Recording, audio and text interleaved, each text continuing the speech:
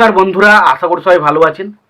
তো বন্ধুরা, এখন যে বিষয়টা নিয়ে আমি কথা বলবো, তো শাকিব খানের তুফান এই ছবিটা যে পাইরেসি হয়ে যাচ্ছে, এই পাইরেসি হওয়ার পেছনে কারণটা কি? তো দেখুন, প্রথমত আমি একটা কথা বলি, পাইরেসি হওয়ার পেছনে প্রধান কারণ হচ্ছে একটাই, যে দেখুন, প্রথমত হচ্ছে আমাদের বর্তমান সময়ে প্রায় প্রত্যেকের কাছে মোবাইল চলে এসছে। এবার মানুষের একটা স্বভাব আমি দেখেছি, পাইরেসির একটা কারণে এই জন্য বলছি।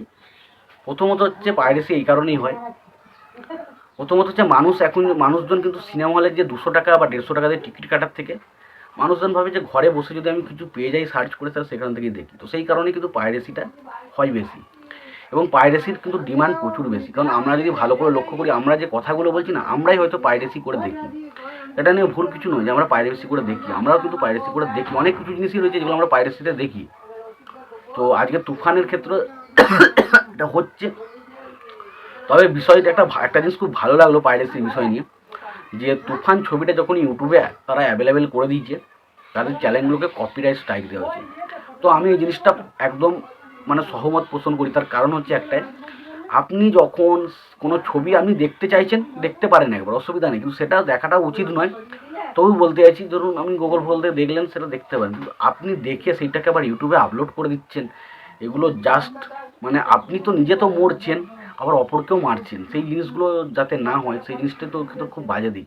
তো যেই কারণে আমি দেখলাম, যে আমি জানতে পারলাম যে এই কপিরাইট স্ট্রাইকটা না দেওয়ার পর অনেকের ক্ষেত্রে কপিরাইট স্ট্রাইক দেওয়া হয়েছে। এবং যারা এই শাকিব খানের তুফান ছবিটা ছেড়ে ভিউজ কামাবো, ওয়াচ টাইম কামাবো, বা কিছু লাইক সাবস্ক্রাইবার কামাবো, তারা কিন্তু বুঝে গেছে যে এটা ছেড়ে তাদেরকে চ্যানেলটা যে কী বড় একটা ক্ষতি তারা করলো, সেটা কিন্তু তারা বুঝতে পেরে গেছে। তো সত্যি বলতে এগুলো কখনোই উচিত নয়, কোনো ছবি পাইরেসি করে ছাড়াটা উচিত নয়। কিন্তু সত্যি কথা বলতে যে এটা কমানো সম্ভব নয়, কারণ একটাই, কারণ এটার ডিমান্ড প্রচুর।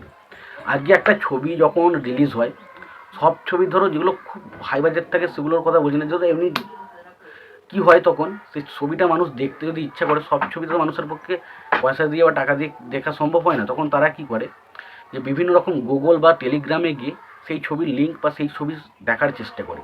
তো এই জিনিসটা কিন্তু মানুষের মধ্যে দেখার চল কিন্তু প্রচুর রয়েছে। তো যেই কারণে আজকে ধরুন যারা এই বিষয়টা করছে, তারাও জানে যে এইটার ডিমান্ড কতটা বেশি।